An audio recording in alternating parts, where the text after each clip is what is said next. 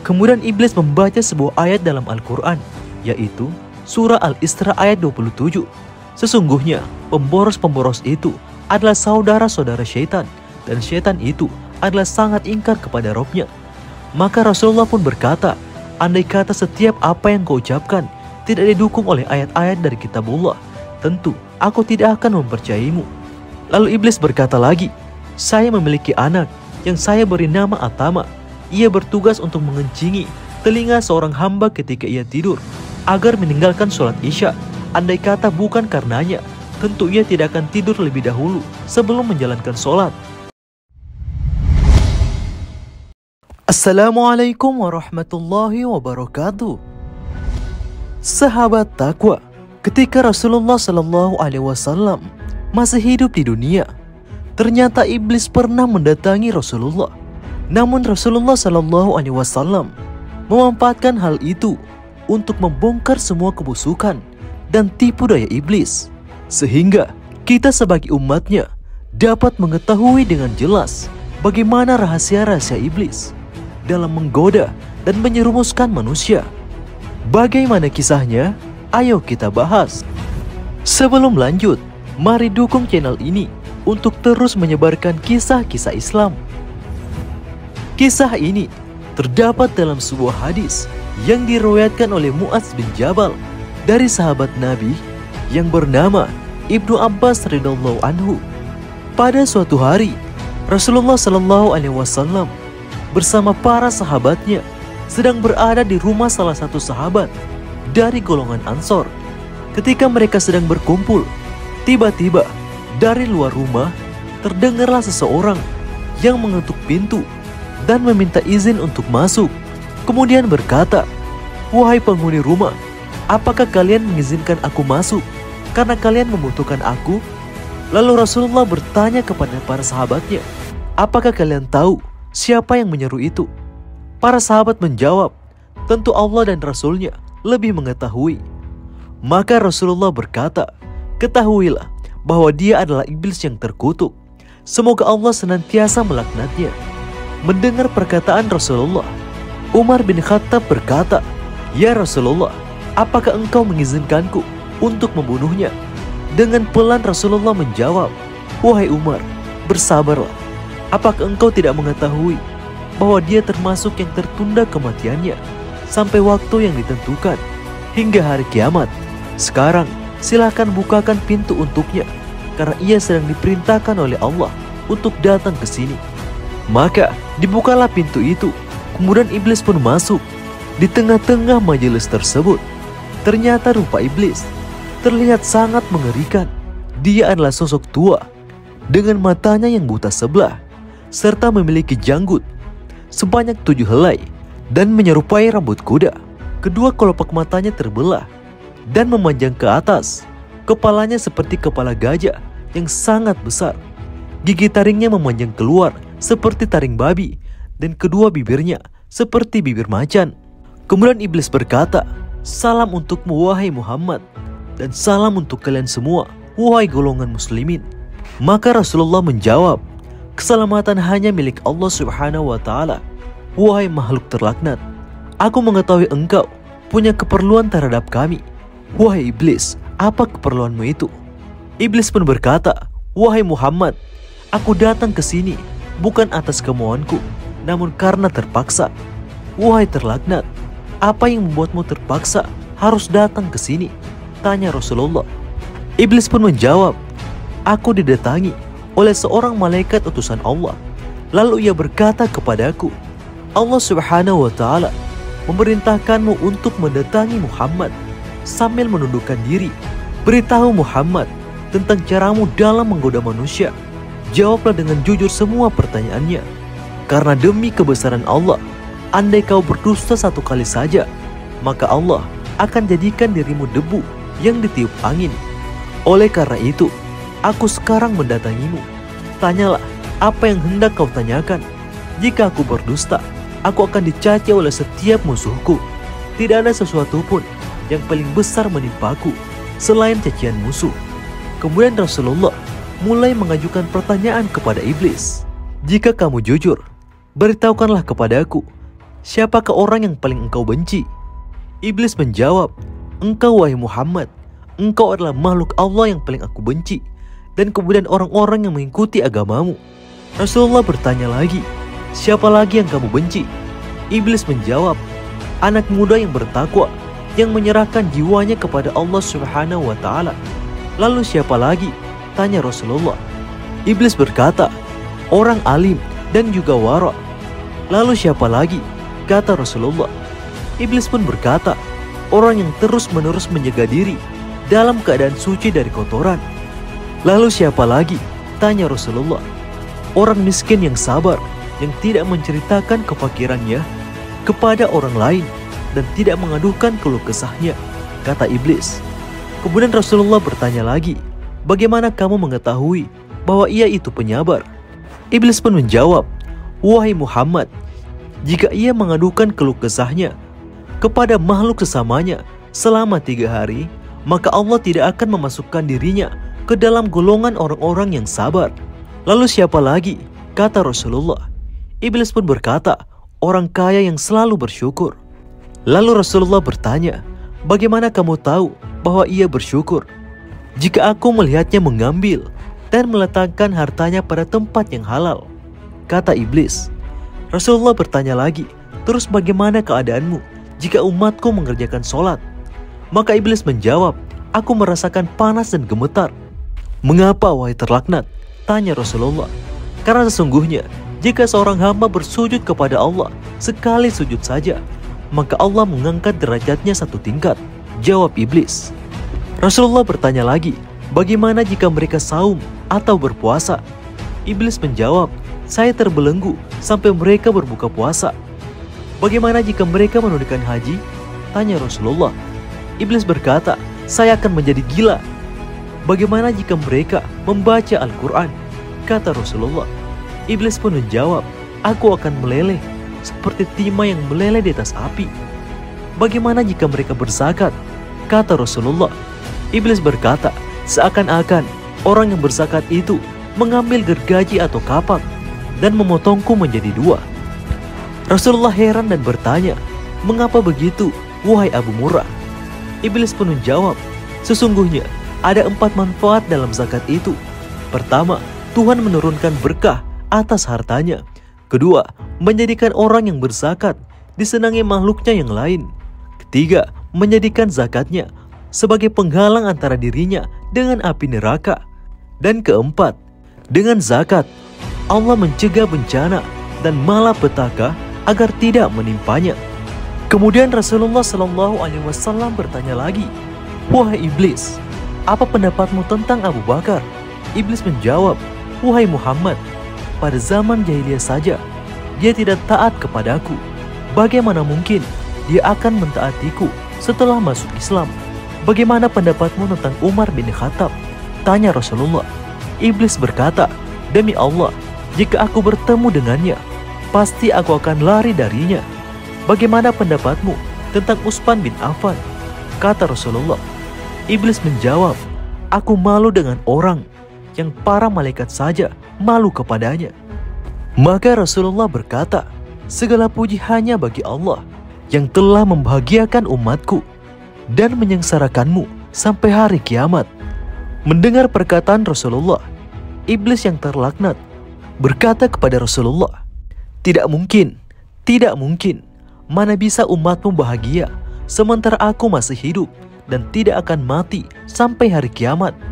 Bagaimana engkau senang dengan umatmu sementara aku masuk ke dalam diri mereka melalui aliran darah dan daging, sedangkan mereka tidak bisa melihatku? Demi Tuhan yang menciptakanku dan membuatku menunggu sampai hari mereka dibangkitkan, akan aku sesatkan mereka semua, baik yang bodoh maupun yang pandai, yang buta huruf dan yang mengetahui huruf, yang kafir dan yang suka beribadah, kecuali hamba yang mukhlis atau orang-orang yang ikhlas. Maka Rasulullah bertanya, siapakah yang mukhlis atau orang yang ikhlas itu menurutmu? Iblis pun menjawab dengan panjang lebar, wahai Muhammad, apakah engkau tidak tahu? Barang siapa yang mencintai dirham dan dinar atau mencintai harta, maka dia tidak termasuk orang ikhlas untuk Allah. Jika aku melihat orang tidak suka dirham dan dinar, ataupun harta, dan juga tidak suka puji-pujian, bahwa dia itu ikhlas karena Allah, sehingga aku pun meninggalkannya. Sesungguhnya hamba yang mencintai harta, pujian, dan hatinya tergantung pada nafsu atau syahwat dunia, dia lebih rakus dari orang yang saya jelaskan kepadamu. Wahai Muhammad, tak tahukah engkau bahwa cinta harta, cinta kedudukan, dan juga sombong termasuk dosa yang besar? Dan wahai Muhammad, tidak tahukah engkau bahwa aku mempunyai 70.000 anak, setiap anak dari mereka mempunyai 70.000 syaitan, dan di antara mereka telah aku tugaskan untuk menggoda golongan ulama, dan sebagian lagi menggoda anak muda, sebagian lagi menggoda orang-orang tua, dan sebagian lagi menggoda orang-orang lemah. Apakah engkau tidak tahu wahai Muhammad bahwa kebohongan itu berasal dariku? Akulah orang yang pertama kali berbohong. Barang siapa berbohong, dia adalah temanku, dan barang siapa berbohong kepada Allah, dia adalah kekasihku. Apakah engkau tidak tahu bahwa aku bersumpah kepada Adam dan Hawa, demi Allah, aku adalah penasihat kamu berdua? Maka sumpah palsu merupakan kesenangan hatiku. Ghibah, membicarakan kejelekan orang lain, dan namimah, yaitu mengadu domba, adalah buah kesukaanku. Melihat yang jelek-jelek juga adalah kesukaan dan juga kesenanganku. Barang siapa yang talak, bersumpah untuk cerai, dia mendekati perbuatan dosa, meskipun hanya sekali dan meskipun ia benar. Dan barang siapa yang membiasakan lisannya dengan ucapan cerai, istrinya menjadi haram baginya. Jika mereka masih memiliki keturunan sampai hari kiamat, maka anak mereka semuanya adalah anak-anak hasil zina. Mereka semua akan masuk neraka hanya karena satu kata saja. Wahai Muhammad, sesungguhnya di antara umatmu ada yang mengakhirkan sholat sekitar 1 atau 2 jam. Karena setiap kali mau sholat, aku temani dia dan aku goda dia. Kemudian aku katakan kepadanya, masih ada waktu, sementara engkau sibuk. Sehingga dia mengakhirkan sholatnya dan mengerjakannya tidak pada waktunya. Maka Tuhan memukul wajahnya. Jika ia menang atasku, maka aku kirim satu syaitan yang membuatnya lupa pada waktu sholat. Jika ia menang di atasku, aku tinggalkan dia sampai ketika mengerjakan sholat. Aku katakan kepadanya, lihatlah kiri kanan. Lalu ia pun menengok. Saat itu, aku usap wajahnya dengan tanganku, dan aku cium antara kedua matanya, dan aku katakan kepadanya, aku telah menyuruh apa yang tidak baik selamanya. Dan engkau sendiri tahu, wahai Muhammad, siapa yang sering menoleh dalam sholatnya, Allah akan memukul wajahnya. Jika ia menang atasku dalam hal sholat, ketika sholat sendirian, aku perintahkan dia untuk tergesa-gesa, maka ia mencucuk sholatnya seperti ayam mematuk biji-bijian dengan tergesa-gesa. Jika ia menang atasku, maka ketika sholat berjamaah, aku cambuk dia dengan lijam, lalu aku angkat kepalanya sebelum imam mengangkat kepalanya. Aku letakkan ia hingga mendahului imam. Engkau tahu bahwa siapa yang melakukan hal itu, batalah sholatnya, dan Allah akan mengganti kepalanya dengan kepala keledai pada hari kiamat nanti. Jika ia masih menang atasku, aku perintahkan dia untuk mengacungkan jari-jarinya ketika sholat, sehingga dia mensucikan aku ketika ia sholat. Jika ia masih menang, aku tiup hidungnya sampai dia menguap. Jika ia tidak menaruh tangan di mulutnya, syaitan masuk ke dalam perutnya, dan dengan begitu ia bertambah rakus di dunia dan cinta dunia. Dia menjadi pendengar kami yang setia. Bagaimana mungkin umatmu bahagia sementara aku menyuruh orang miskin untuk meninggalkan sholat? Aku katakan kepadanya, sholat tidak wajib atasmu. Sholat hanya diwajibkan atas orang-orang yang mendapatkan nikmat dari Allah. Dan aku katakan kepada orang yang sakit, tinggalkanlah sholat, sebab ia tidak wajib atasmu. Sholat hanya wajib atas orang yang sehat, karena Allah berkata, tidak ada halangan bagi orang buta, tidak pula bagi orang pincang, dan tidak pula bagi orang sakit. Demikianlah Allah menjelaskan ayat-ayatnya bagimu, agar kamu memahaminya. Maka aku pun berkata, tidak ada dosa bagi orang yang sakit. Nanti jika kamu sembuh, baru kamu harus melaksanakan sholat yang diwajibkan kepadamu. Lalu ketika dia mati dalam keadaan kafir, dan juga mati dalam keadaan meninggalkan sholat ketika sakit, maka dia akan bertemu dengan Allah, dan Allah akan marah kepadanya. Kemudian Rasulullah berkata, wahai terlaknat, Siapa teman dudukmu? Pemakan riba, kata iblis. Siapa teman kepercayaanmu? Pezina. Siapa teman tidurmu? Orang yang mabuk. Siapa tamumu? Pencuri. Siapa utusanmu? Tukang sihir. Apa kesukaanmu? Orang yang bersumpah cerai. Siapa kekasihmu? Orang yang meninggalkan sholat Jumat. Rasulullah bertanya lagi, wahai terlaknat, siapa yang memotong punggungmu? Iblis menjawab, ringgikan kuda untuk berperang di jalan Allah. Apa yang melelehkan badanmu? Tobatnya orang yang bertaubat. Apa yang menggosongkan hatimu? Iblis menjawab, istighfar yang banyak kepada Allah siang dan malam. Apa yang memuramkan wajahmu hingga membuat merasa malu dan hina? Zakat secara sembunyi-sembunyi. Apa yang membutakan matamu? Sholat di waktu sahur menjelang subuh. Apa yang memukul kepalamu? Memperbanyak sholat berjamaah. Siapa yang paling bisa membahagiakanmu? Orang yang sengaja meninggalkan sholat. Siapa manusia yang paling celaka menurutmu? Orang kikir ataupun pelit? Siapa yang paling menyita pekerjaanmu? Majelis-majelis ulama. Bagaimana kamu makan? Dengan tangan kiriku dan dengan jari-jariku. Di mana kamu melindungi anak-anakmu ketika panas?